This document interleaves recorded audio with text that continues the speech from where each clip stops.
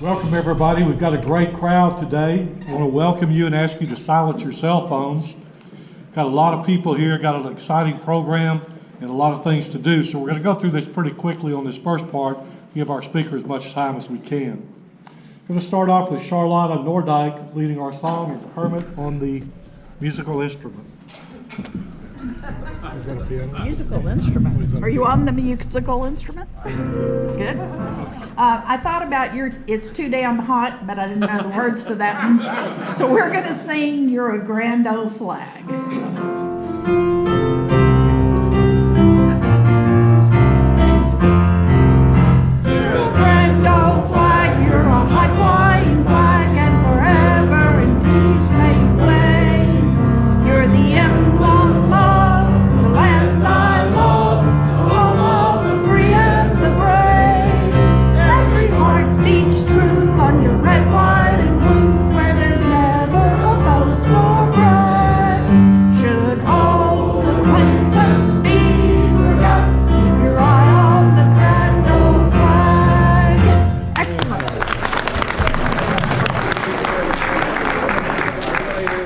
Great. I want to thank Charlotta and Kermit for a great job. Thank you. Let's go through the Pledge of Allegiance. I pledge allegiance to the flag of the United States of America and to the republic for which it stands, one nation, under God, indivisible, with liberty and justice for all. Our prayer today will be by Andy Fisher. Andy will be at his seat. I'm back here in the back. Very good. Okay. Join me in prayer. Dear Lord, let your will be our will. When we are confused, give us maturity and wisdom. When we are worried, give us courage and strength. Let us be your faithful servant, Father, always seeking your guidance and your will for our lives. We ask that you bless each business represented here and bless all the activities of Rotary. Bless our men and women in the military, wherever they may be, along with the first responders, the firemen, the police, the EMS that protect us each day. Bless our nation, especially our president and our Congress, and give them the wisdom to seek your will. We thank you for this food and this time together and all the blessings of life. We ask these things in your precious name. Amen. Amen. Thank you, Andy. Please be seated, and I'll call up Lawrence Calhoun for the introduction of guests.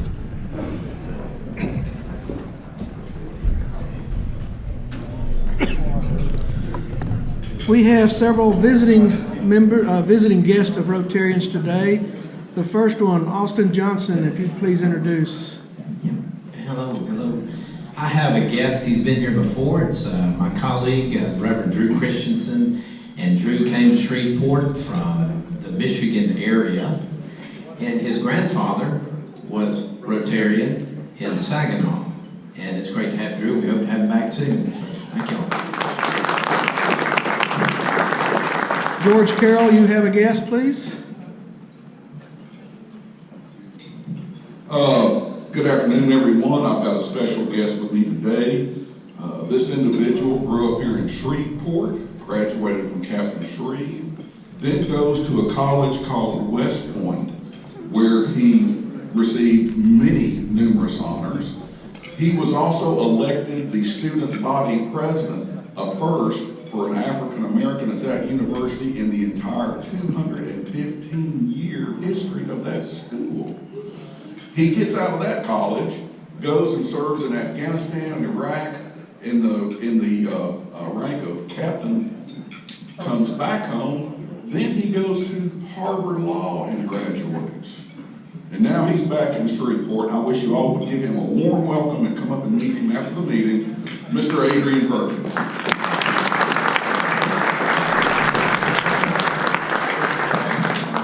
Chris Stokes has a guest. This is Wes Shepard. He's been here before. He's a prospective member. I finally filled out all the names of the applications. Wes is from Benton. He works here in downtown for Chance Energy. He's an energy professional in oil and gas industry. As Chris said, Wes is up for proposal and was in this past Rotary post. Visiting Rotarians from out of town, we have Carol Barnes from Oxford, Mississippi. No strangers to us all from South Shreveport, David Ballou.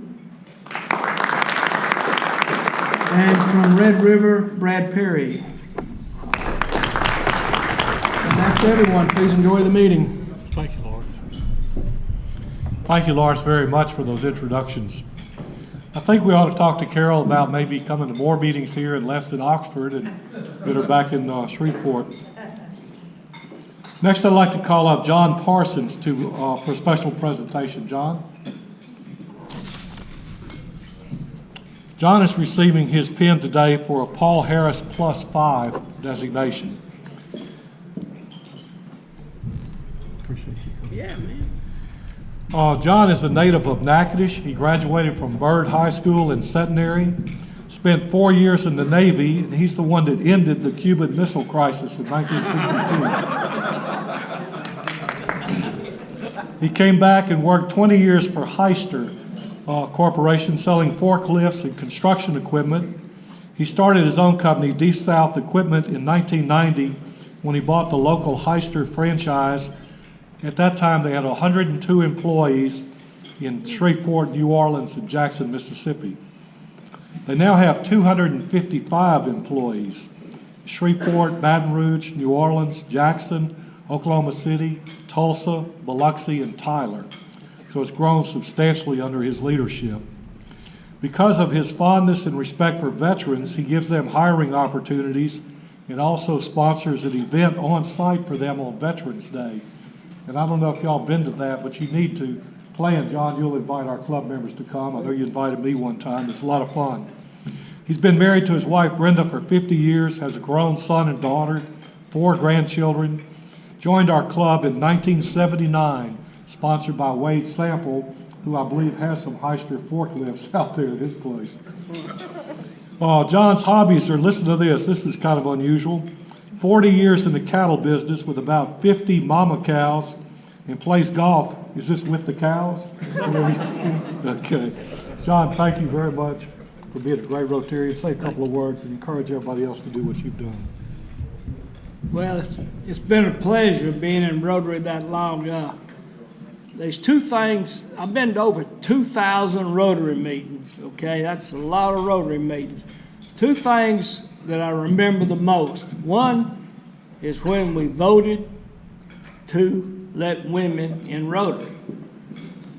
The second thing is during the same time period, Edwin Edwards came and spoke to us. And we were in the old hotel over there. The room was packed. It was standing room only. He got up and he said, "Who knows what day this is?" And nobody answered. Everybody looked around and we didn't know what he was talking about. And he said, "This is North Louisiana and South Louisiana is having Mardi Gras today. That's the difference in the state of Louisiana." It's been a pleasure. Thank y'all.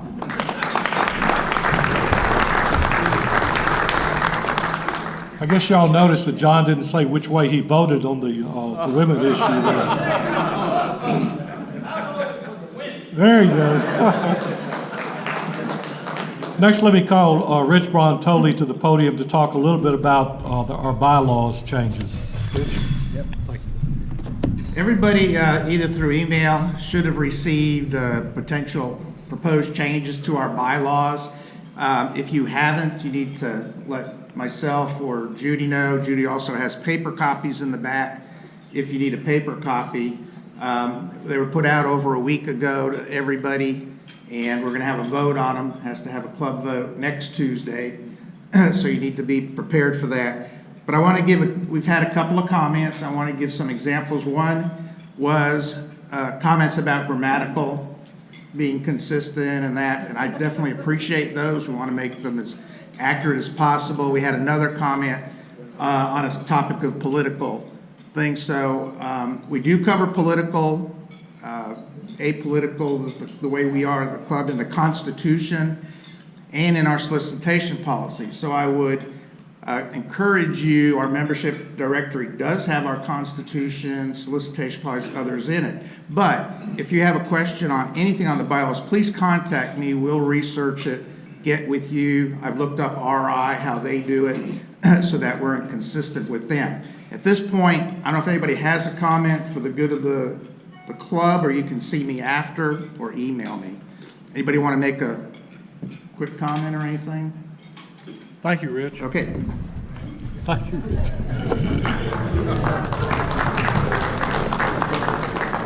Rich will be here after the meeting in case anybody wants to quiz him a little bit more about those things. I've got a sad note for us. I think everybody here knows Miles Hitchcock, and I don't know if y'all heard that their house burned down on Sunday night. They're okay. He and his wife are doing fine. They were treated at the hospital for smoke inhalation and then released. The insurance company has been working with them. They're staying in a hotel, but they need our prayers. Next thing I'd like to tell you is that Tim Magner and I had a meeting one day, and we talked about the fact that it's hard for us to come to the Rotary Club meeting and meet everybody and get to know everybody. And Tim's idea was, what we should do is during the meeting, have somebody stand up and introduce the other Rotary Club members at their table. So guess what? We're going to start that today, and Tim is going to lead that process. So Tim, please introduce the people at your table. All right. So be careful what you ask for, right? Okay, so to start off with, we've got Mike Sievers here with Sky Studio Designs. We have Amanda Simpson with Aniga Federal Credit Union. We have Stephanie Sievers with Aniga Federal Credit Union. We have our resident pianist, Kermit Poling, who is also with Red River Radio.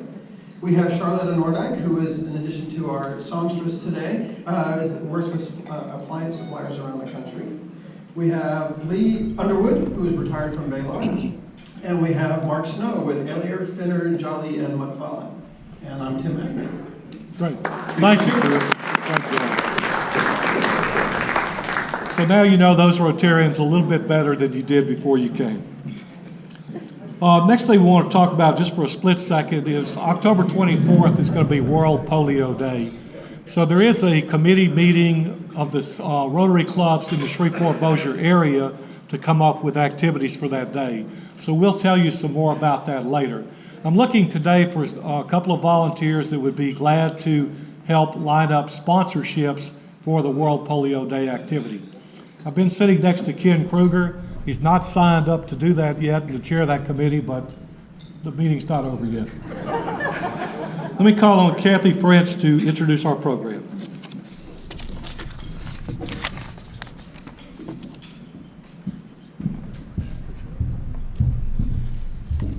I've already been given instructions to keep it short, so our speaker today can actually speak longer, so I'm going to make this really, really quick. Johnny Bradberry is the Executive Assistant to the Governor for Coastal Activities, as well as the Chairman for the Coastal Protection and Restoration Authority. We also have Chuck Perrodin here, and he's with the Coastal Protection and Restoration Authority as their Public Information Director. Johnny Bradberry was also our Secretary of Transportation in 2005. Yes, he got the big job of handling Katrina and Rita. So he has certainly handled large-scale projects. But before he actually became a politician as such, he was from Grand Isle. I know, but he's really an engineer. That's what really endears me. Is he actually got his bachelor's in mechanical engineering from LSU, and then his master's in industrial engineering, of all engineers, from Latorno College over in Longview. He's also has been with the oil and gas industry for 27 years. And prior to that, he was with several other companies that he was the Chief Operating Officer and President of. With that, please give a warm Rotary welcome to Johnny Bradberry.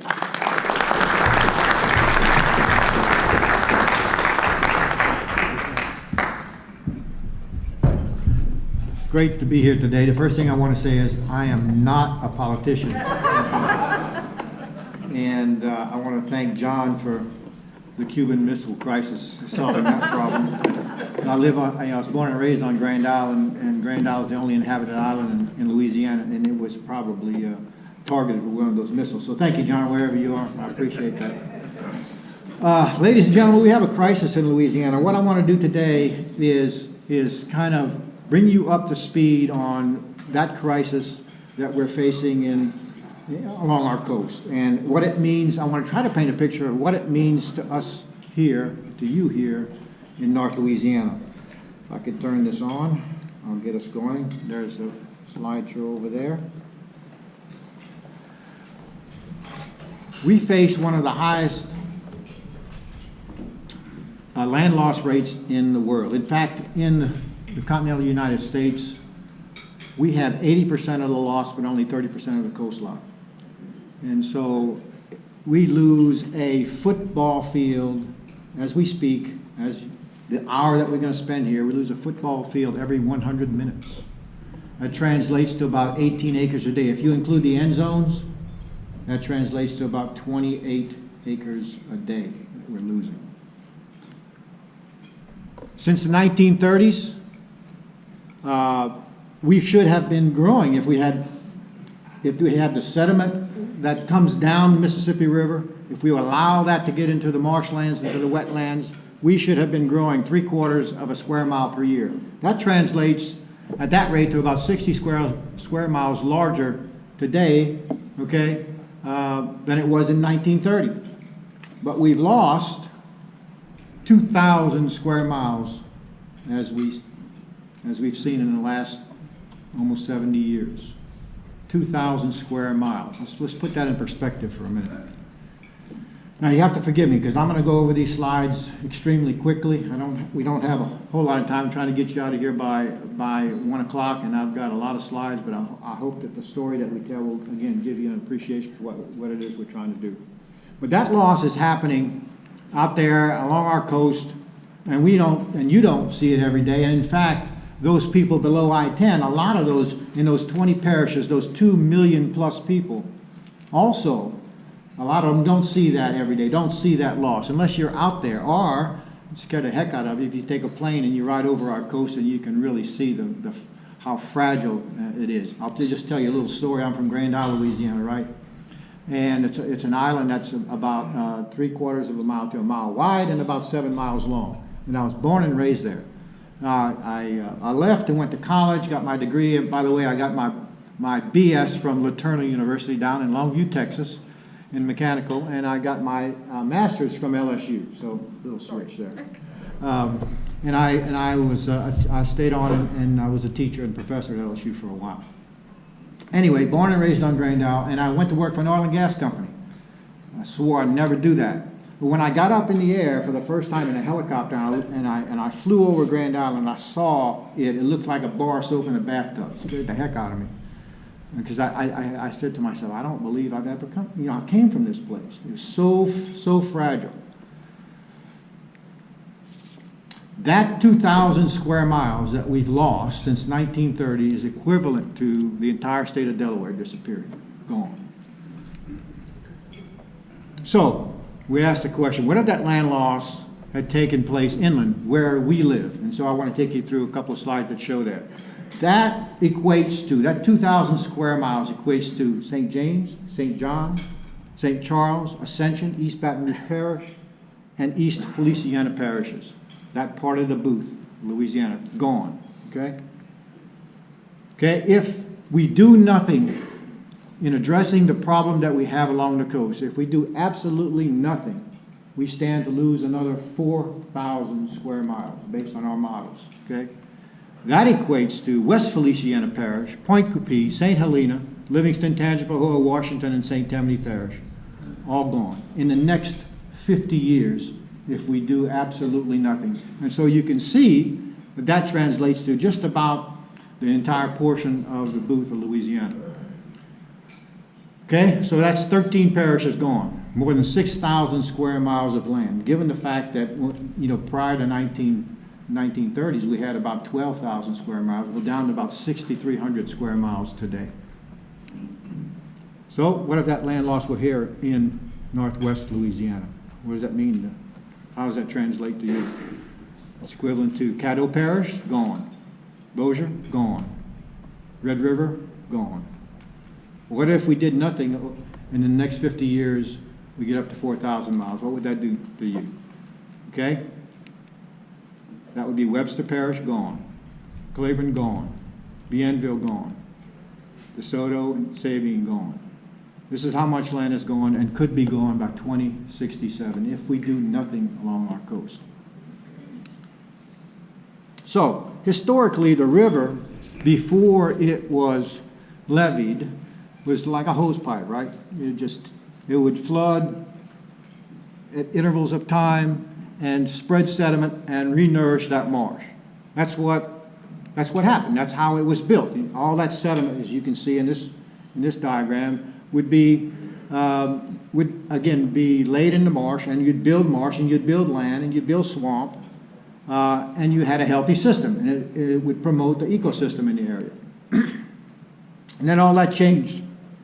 The Great Flood of 1927, and you can see in this diagram, it basically shows that this Great Flood extended all the way up into Canada, east into New York, with the greatest and most damaging part of the flood happening there in that sort of purple color, north in Arkansas and Missouri, and then down into Louisiana.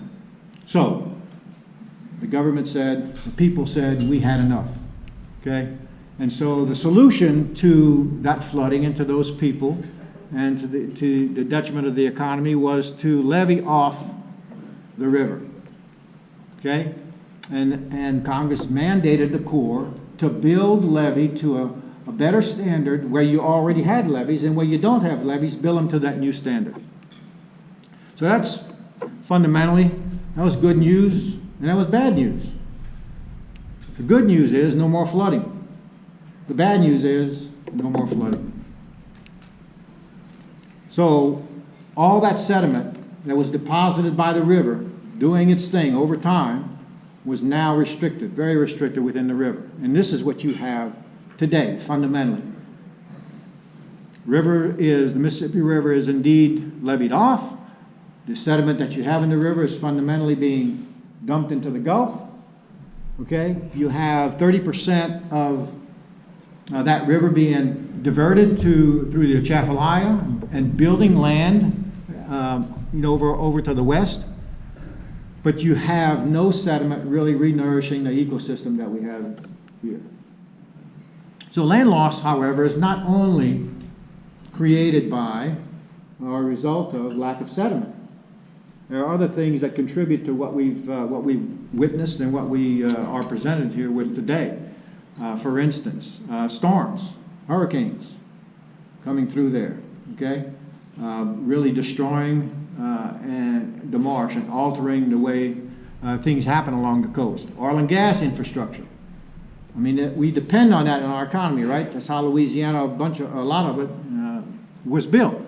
However, the way they developed, and I was in the oil and gas business for almost 30 years, so I know a little bit about this, and I've drilled a lot of wells and built a lot of platforms and did a lot of things. But at the end of the day, when you drill that well and you change the way the marsh and the wetlands is oriented, and you dig a ditch, for no better choice of words, to get to your well site, that has consequences. And so that was a contributing factor through the canals and so forth. You have oil spills, and I'm sure you've all remember the Deepwater Horizon, what happened in 2010, and the damage that it's done to the marsh. And then you have sea level rise, and ladies and gentlemen, that is real, okay? And in our models, we have modeled what we consider, from the science that we've built, what we consider a range of sea level rise that might happen in the next 50 years. And I'll go over that with you in a few more minutes. So there are other things besides lack of sediment that have caused the marsh and our wetlands to be what it is. One of the problems we have is that when people look at Louisiana and look at maps, they typically see something like this, okay? And it looks like, oh man, all that dark stuff down here, all this, it looks like it's all marsh, all something you can walk on and you can build something on. but that's not really the case, and it's a misperception that I'd like to clear up somewhat. Oh, what happened, Chuck?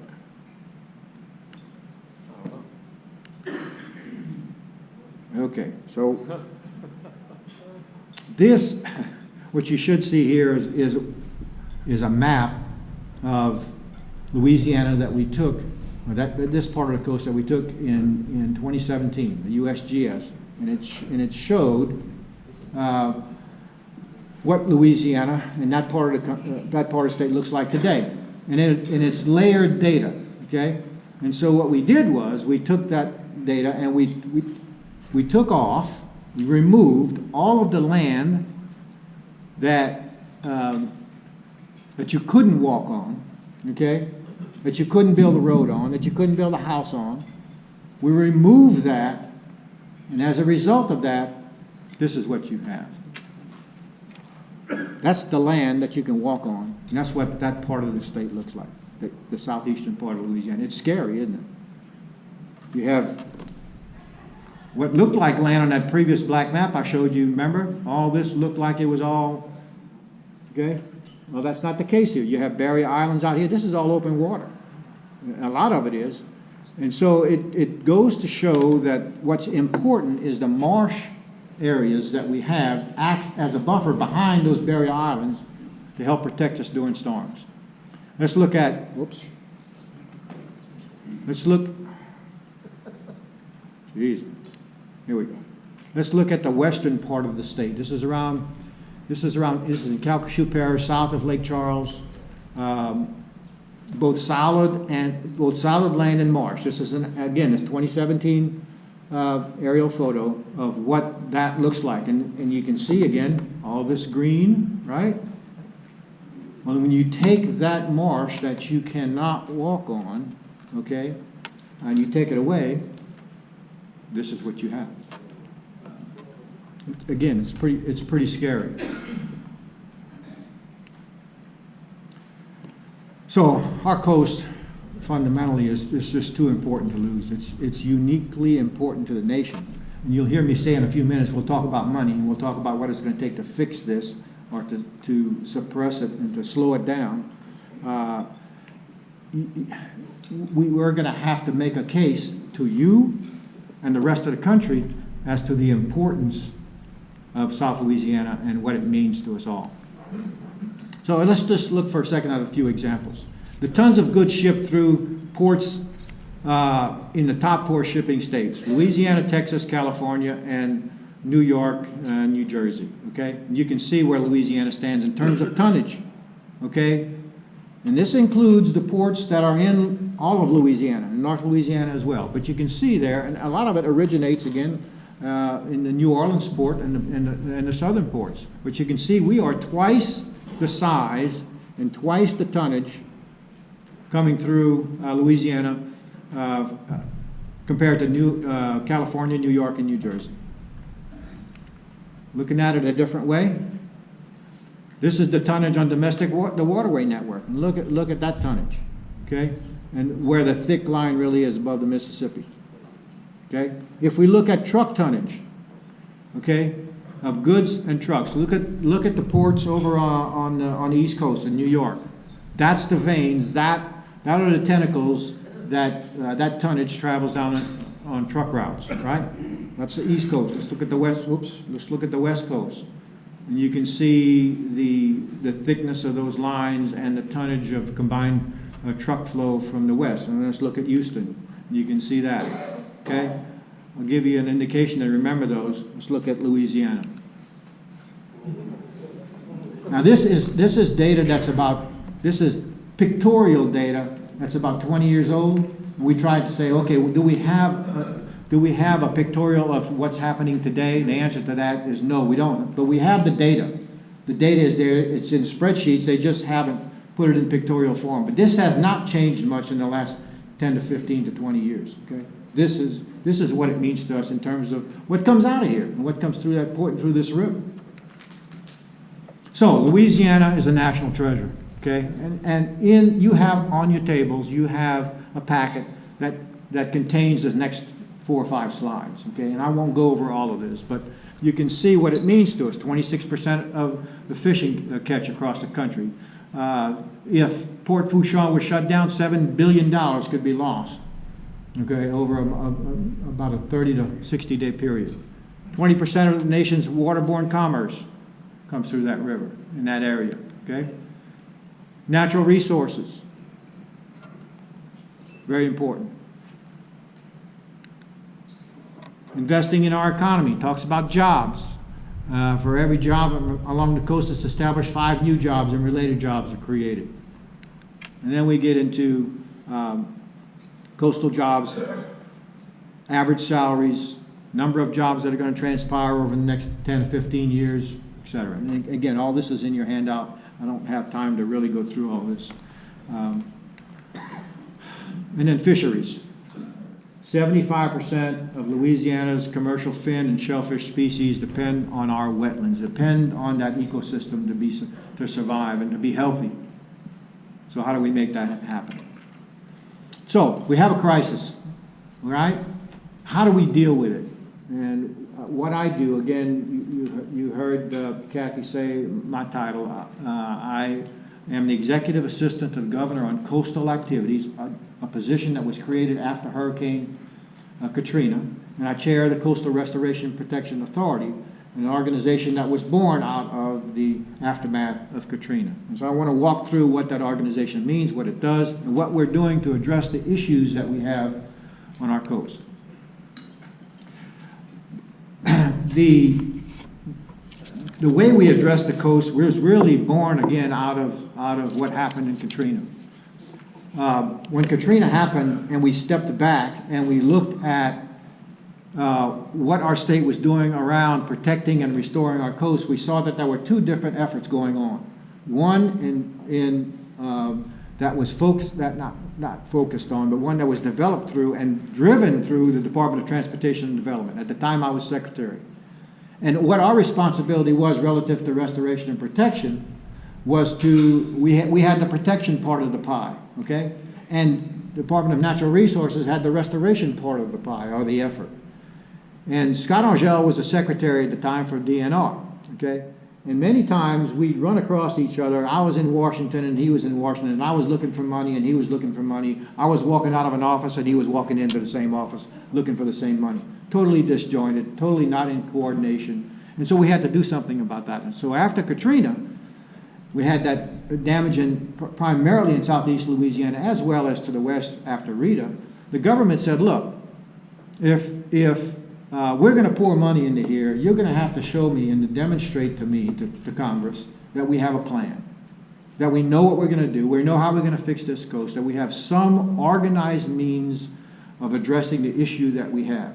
And so out of that was born the concept of a master plan, combining 2 departments into one, okay, and changing the whole landscape of how we address this problem. We had 2 things we had to do. We had to develop the master plan, but we also had to change a lot of laws. What we did was we really looked at the levee districts and how they operated, the police juries and so forth, and we reinvented how levee districts operate and the authority that they have. And at the same time, we started building the first master plan. And that first master plan was done in 2007. It was a 50-year, $50 billion plan. We thought that we could look no further out than 50 years. Who has that kind of crystal ball? And you know, obviously that's very difficult to do. And we thought we could raise $50 billion over this 50-year span to address this problem. So we built a master plan, okay? And that master plan defines and identifies multiple lines of defense on how we are going to address the problems, from barrier islands to marsh restoration to ridges, land bridges, levees and walls, and so forth, okay? And this plan, this document is science, totally science-driven. One of the things I'm really, really proud of is when we developed it, we made sure that we pushed the whole concept of this has to be science-based. And in fact, the federal government says, hey, look, no politics, you know, obviously they knew the history of Louisiana and the politics that were involved. And so we had to build a case for making this purely science-based and bipartisan. And I'm proud to say that this master plan has to be upgraded and updated and revised every 5 years. And so we did it in '07, and it got unanimous approval in '07, both sides of the aisle. We upgraded it and revised it in 2012, same thing. Unanimous approval by the legislature, okay, bipartisan. And we just finished the last upgrade in 2017, and the same thing happened. And it's because we have been able to demonstrate that this is a science-based plan. It is not politically driven.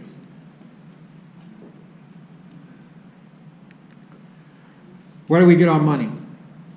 I need to tell you, and you need to know, because you feel like, well, I don't live on the coast, and so, you know, I'm how dependent am I on the coast? I don't, you know, maybe you think you don't really need it, and is it spending a lot of my money? We get very little state funds to work our coast and to address the problems on our coast. Excuse me for not speaking in the mic. Okay, this is a chart that basically says, look, in 2007. We were getting about 32 billion dollars, 31 to 32 million dollars from mineral revenues. A portion of the mineral revenues that are generated in the state, okay, come to CPRA, come to the Coastal Protection and Restoration Authority Trust Fund. And you can see in 2015, 2017, and what we project in 2019, it's considerably less. That's all the money we get. It is all the money we get from the state to address this $50 billion problem we have. Okay? All right? So where are we getting the rest of our money to do this?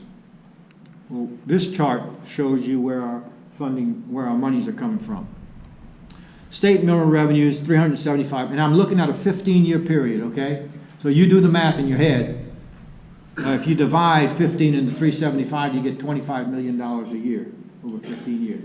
We thought when we started this program, when we revised the 2017 master plan, that we would realize that the energy business would come back to a point where we could realize that we would get $25 million a year. Well, that hasn't happened. So we're at the $15 million level. So it's considerably less than the 375.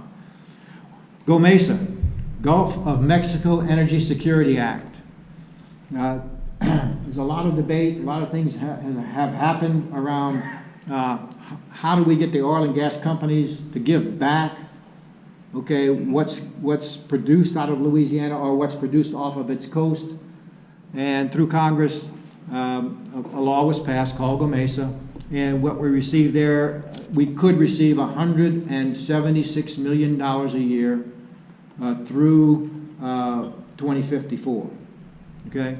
That translates over 15 years, that $176 million, actually that's $140 million. 36 million goes to the parishes, 140 comes to CPRA. Over a 15-year period, that translates to $2.1 billion. The next four categories: NRDA, Natural Resources Damages Act, Restore Pot 1, 2, and 3, and NFWF, NIFWF, National Fish and Wildlife Foundation. Those are monies that were a result of the settlement of the Deepwater Horizon oil spill, okay, that the state got. That totals about $7.2 billion, with another $1.6 billion in play that we have to compete for with 4 other states. But $7.2 billion we're going to receive over 15 years. That's what's driving our program right now. You add that to the last category, which is QIPRA, Coastal Wetlands Protection, Planning, Protection, and Restoration Act. That they shove about $80 million into our system every year. And again, we have to work with the federal government to get that money. That totals about almost $11 billion we have to spend over the next, we can spend over the next 15 years if we realize all these funds. The BP monies are solid, okay? QIPRA money, in the last category, is pretty solid. What's variable in here is the state mineral revenues and GOMESA. As the energy business continues to be depressed, guess what? Mineral revenues and GOMESA monies also become depressed. So I can't always depend on that, right? 3 minutes left? Okay, I'm almost done, I think. So let me run. All right, so restoration funding, you know, it's a $50 billion package, $25 billion is tagged for restoration and $25 billion is tagged for protection. Barrier islands, we've rebuilt these barrier islands, and you can see the chain of barrier islands. That's our first line of defense, ladies and gentlemen. We had to do something about that. And we spent a lot of money there. There's a couple of islands here I want to show you. This is March 2010, what Pelican and Shell and Schofield Islands look like. Very difficult to see, I know. You can see in here. And here's what they look like today. How did you do that? We spent a lot of money on that. We dredged them. Right. This is all dredged material. Barrier Islands are our first line of defense, as you can see there. But what happens back here, okay? You don't have this sediment being dumped here anymore, okay? And so what we're doing now is we want to capture the natural process of the river. That sediment's going down the river and is being dumped in the Gulf. How do we capture that? We capture it with diversions, okay? And so these are 2 diversions we currently have planned. In total, they're about almost $2.5 billion, okay? And we're working on those now. And this is what they do for you. They take that and they actually divert that sediment at certain times of the year into the Gulf and build that ecosystem, build that marsh. This is Davis Pond, basically what it looked like. In 08.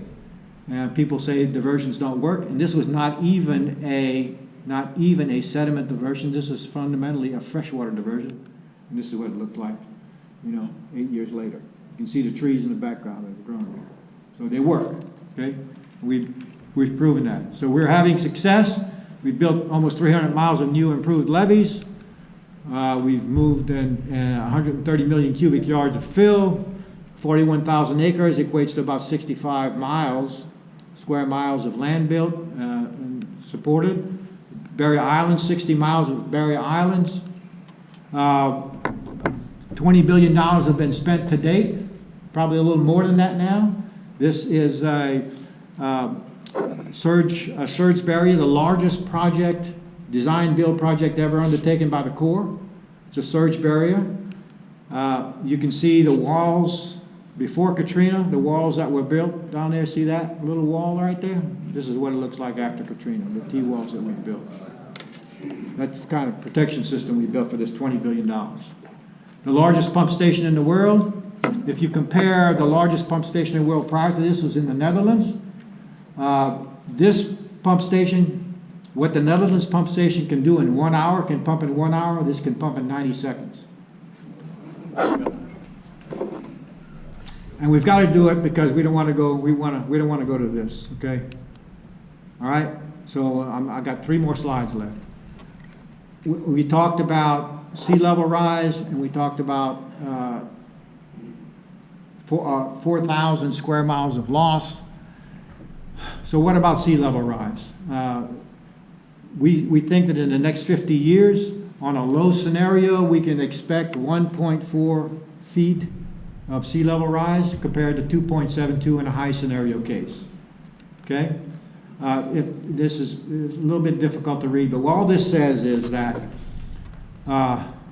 the x-axis or the y-axis is acreage, and I've got about this point right here represents about 6,200 acres. Okay, this is about 20 years out. So you can see the further I go down on here is the acreage that I lose. So in the high scenario, over time, I'm coming down here and I'm losing this amount of acreage if I do nothing. Okay. So what this says is, what you want to get out of this slide is that I have 20 years.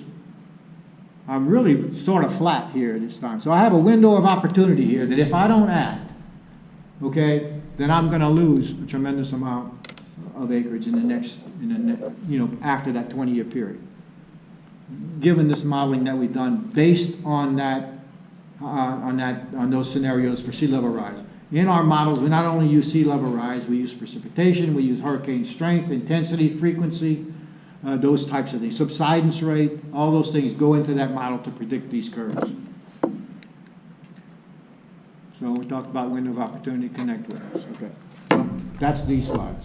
If I could just show you one thing. There's a lot of things happening the governor wanted me to show here in the northern part of the state. The I-49 corridor, this is the amount of money we're spending here, okay? Barksdale, okay? I-20, the interchange there, 80 to 90 million dollars. That's committed to, we're doing that, okay? Median barrier cables, you've seen some of that going up. 60 miles of cables, $8.2 million.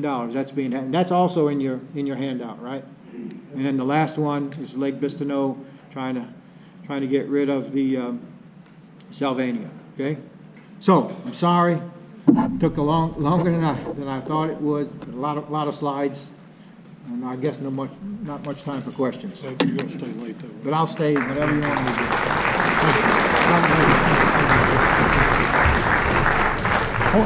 I want to thank Johnny Bradberry for coming up here and making this talk to us today. It's something we never see. I know Guard Waite's been all over the place. He's never been down to Grand Isle, have you, Guard? Only one time. One time. Johnny, let me give you this right here. This is a power bank for your telephone. All right. It'll keep your phone going. I know you're a man on the move, so use that thing wisely. Thank you very much. Johnny. Great to be here. Appreciate it. Thank you.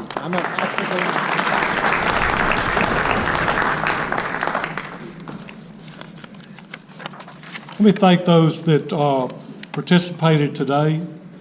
The greeter scanner was Robert Smith, the raffle was David Ginsburg, the money taker Lawrence Calhoun. We've got Ken Kruger here to help with the drawings today.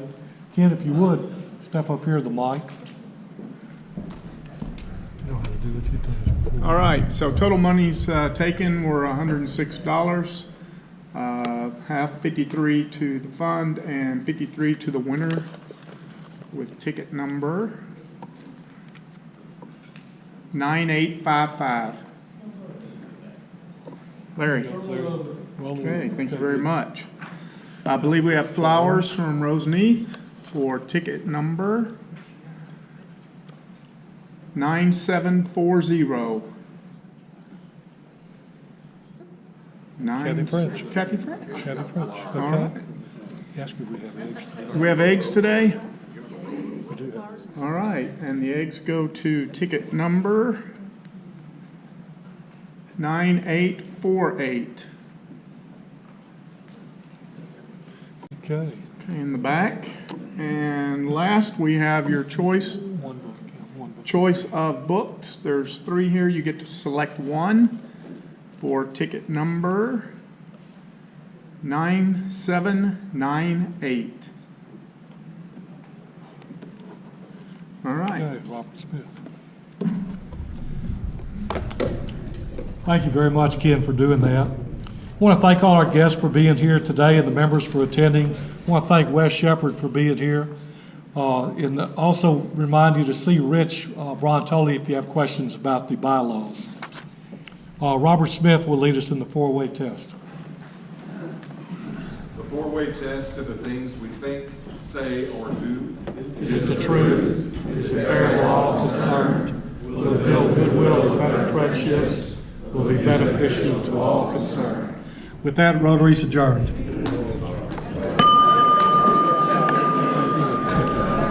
I didn't meet you earlier. You came with Johnny Bradberry? Yes, sir. Okay, what do you do?